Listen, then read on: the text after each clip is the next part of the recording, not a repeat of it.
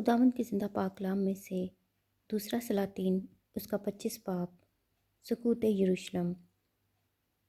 اور اس کی سلطنت کے 9ویں برس کے 10ویں مہینے کے 10ویں دن یوں ہوا کہ شاہ بابل نبوکد نظر نے اپنی ساری فوج سمیت یروشلم پر چڑھائی کی اور اس کے مقابل خیمہ زن ہوا، اور انہوں نے اس کے مقابل گردا گرد حصار بنائے، اور صدقیہ بادشاہ کی سلطنت کے 11ویں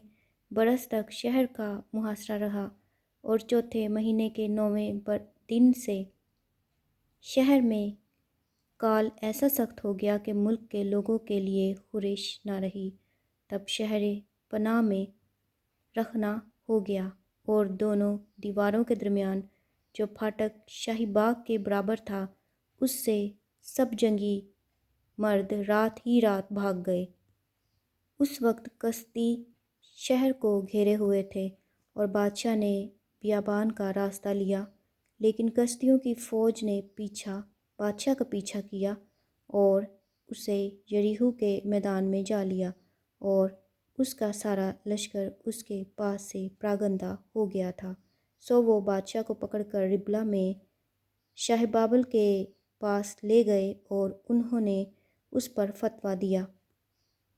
اور انہوں نے صدقیہ کے بیٹوں کو اس کی آنکھوں کے سامنے ذبح کیا، اور صدقیہ کی آنکھیں نکال ڈالیں، اور اسے زنجیروں سے جکڑ کر بابل کو لے گئے۔ ہیکل کی بربادی۔ اور شاہ بابل نبوکد نظر کے عہد کے 19ویں برس کے 5ویں مہینے کے 7ویں دن شاہ بابل کا ایک خادم نبوزرادان جو جلوداروں کا سردار تھا یروشلم میں آیا، اور اس نے خداوند کا گھر اور بادشاہ کا قصر اور یروشلم کے سب گھر، یعنی ہر ایک بڑا گھر آگ سے جلا دیا، اور کسدیوں کے سارے لشکر نے جو جلوداروں کے سردار کے ہمراہ تھا، یروشلم کی فصیل کو چاروں طرف سے گرا دیا، اور باقی لوگوں کو جو شہر میں رہ گئے تھے اور ان کو جنہوں نے اپنوں کو چھوڑ کر شاہ بابل کی پناہ لی تھی، اور عوام میں سے جتنے باقی رہ گئے تھے، ان سب کو نبوزرادان جلوداروں کا سردار اسیر کر کے لے گیا۔ پر جلوداروں کے سردار نے ملک کے کنگالوں کو رہنے دیا تاکہ کھیتی اور تاکستانوں کی باغبانی کریں، اور پیتل کے ان ستونوں کو جو خداوند کے گھر میں تھے، اور کرسیوں کو، اور پیتل کے بڑے ہوز کو جو خداوند کے گھر میں تھا، کسدیوں نے توڑ کر ٹکڑے ٹکڑے کیا، اور ان کا پیتل بابل کو لے گئے، اور تمام دیگیں اور بیلچے اور گلگیر اور چمچے اور پیتل کے تمام برتن جو وہاں کام آتے تھے لے گئے، اور انگیٹھیاں اور کٹورے گرز جو کچھ سونے کا تھا اس کے سونے کو، اور جو کچھ چاندی کا تھا اس کی چاندی کو جلوداروں کا سردار لے گیا۔ وہ دونوں ستون اور وہ بڑا ہوز اور وہ کرسیاں جن کو سلیمان نے خداوند کے گھر کے لیے بنایا تھا، ان سب چیزوں کے پیتل کا وزن بے حساب تھا۔ ایک ستون 18 ہاتھ اونچا تھا، اور اس کے اوپر پیتل کا ایک تاج تھا، اور وہ تاج 3 ہاتھ بلند تھا۔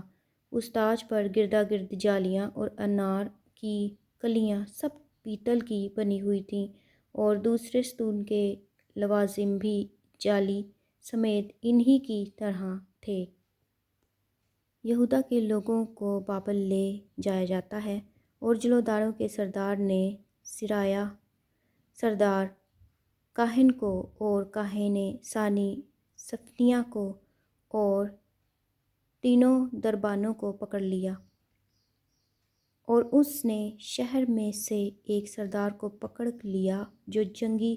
مردوں پر مقرر تھا، اور جو لوگ بادشاہ کے حضور حاضر رہتے تھے ان میں سے 5 آدمیوں کو جو شہر میں ملے، اور لشکر کے بڑے محرر کو جو اہل ملک کی موجودات لیتا تھا، اور ملک کے لوگوں میں سے 60 آدمیوں کو جو شہر میں ملے۔ ان کو جلوداروں کا سردار نبوزرادان پکڑ کر شاہ بابل کے حضور ربلہ میں لے گیا،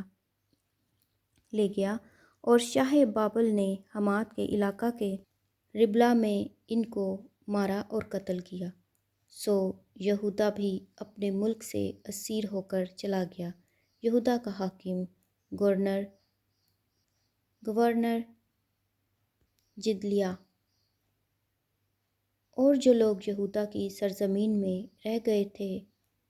جن کو نبوکدنضر شاہ بابل نے چھوڑ دیا، ان پر اس نے جدلیہ بن اخیقام بن صافن کو حاکم مقرر کیا۔ جب جتھوں کے سب سرداروں اور ان کی سپہ نے، یعنی اسماعیل بن نتنیاہ اور یوحنان بن کریہ اور سرایہ بن تنہمت نستوفاتی اور یازنیاہ بن مکاتی نے سنا کہ شاہ بابل نے جدلیہ کو حاکم بنایا ہے، تو وہ اپنے لوگوں سمیت مصفا میں جدلیہ کے پاس آئے، اور جدلیہ نے ان سے اور ان کے سپہ سے قسم کھا کر کہا، کسدیوں کے ملازموں سے مت ڈرو، ملک میں بسے رہو اور شاہ بابل کی خدمت کرو اور تمہاری بھلائی ہوگی۔ مگر 7ویں مہینے ایسا ہوا کہ اسماعیل بن نتنیاہ بن الیسما، جو بادشاہ کی نسل سے تھا، اپنے ساتھ 10 مرد لے کر آیا اور جدلیہ کو ایسا مارا کہ وہ مر گیا، اور ان یہودیوں اور کسدیوں کو بھی جو اس کے ساتھ مصفا میں تھے قتل کیا۔ تب سب لوگ، کیا چھوٹے کیا بڑے، اور جتھوں کے سردار اٹھ کر مصر کو چلے گئے، کیونکہ وہ کسدیوں سے ڈرتے تھے۔ یہویاکین کی قید خانہ سے رہائی۔ اور یہویاکین شاہ یہودا کی اسیری کے 37ویں برس کے 12ویں مہینے کی 27ویں دن ایسا ہوا کہ شاہ بابل اویل مردخ نے اپنی سلطنت کے پہلے ہی سال یہویاکین شاہ یہودا کو قید خانہ سے نکال کر سرفراز کیا، اور اس کے ساتھ مہر سے باتیں کی، اور اس کی کرسی ان سب بادشاہوں کی کرسیوں سے جو اس کے ساتھ بابل میں تھے بلند کی۔ سو وہ اپنے قید خانہ کے کپڑے بدل کر عمر بھر برابر اس کے حضور کھانا کھاتا رہا، اور اس کو عمر بھر بادشاہ کی طرف سے وظیفہ کے طور پر ہر روز رسد ملتی رہی۔ خداوند کے زندہ پاک کلام کے پڑھے اور سنے جانے پر خداوند کی خاص برکت ہو۔ خدا کا شکر ہو، آمین۔